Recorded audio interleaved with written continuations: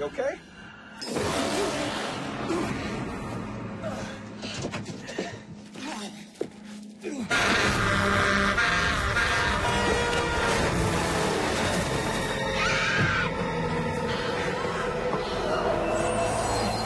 Okay.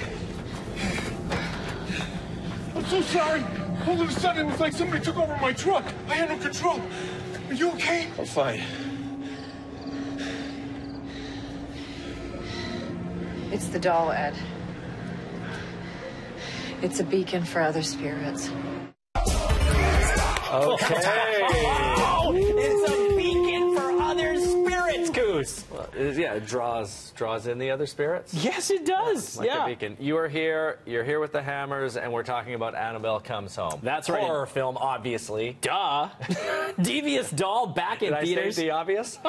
Okay. All right, this is the third Annabelle movie. I really enjoyed Annabelle Creation from a few years ago that traced the origin of the doll, and it's the 7th movie in the Conjuring universe, and it follows the lives of paranormal investigators based on the real people, Ed and Lorraine Warren, played by Patrick Wilson, Vera Farmiga. They're in the beginning of the film, and then they have to get called away to another case. Okay. And they leave their daughter at home with the babysitter. Yep. Meanwhile, Annabelle is locked in the case, right?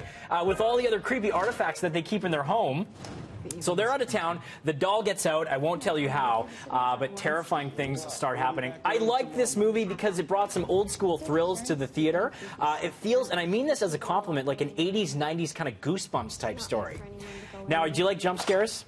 Oh, yeah, I love them. Okay, this one is chock full of them, but they're placed really strategically, and you can overdo the jump scare bit, but this one actually, it played out really well. So here's another look.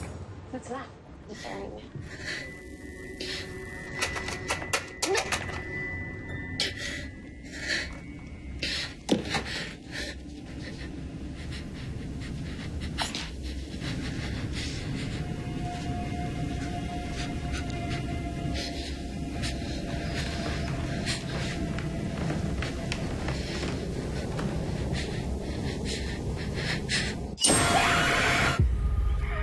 Everything you see in here is either haunted. And people were like totally thrilled. I know it looks a little dark on the TV, and the movie, it's funny how darkly lit they keep their house, right? It's like, turn some lights on.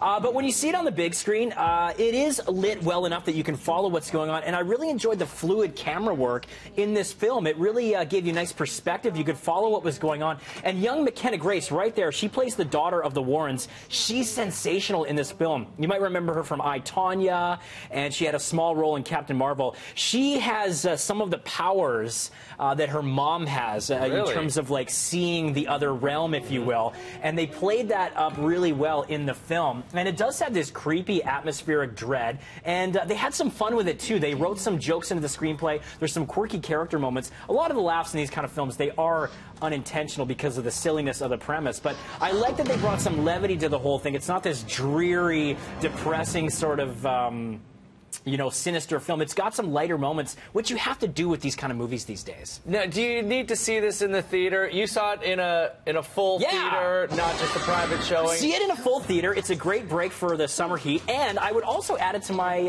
home viewing collection in terms of the horror genre, because I thought it stood on its own really well, and you don't have to have seen the other Annabelle or Conjuring movies. That was going to be my next question. Yeah, it's a nice standalone movie. It's very accessible. It's not going to win any awards for the script, but it was highly effective. I'm going to recommend it. At the end of the day, I'm going 3 out of 5. 3 out of 5? Yes.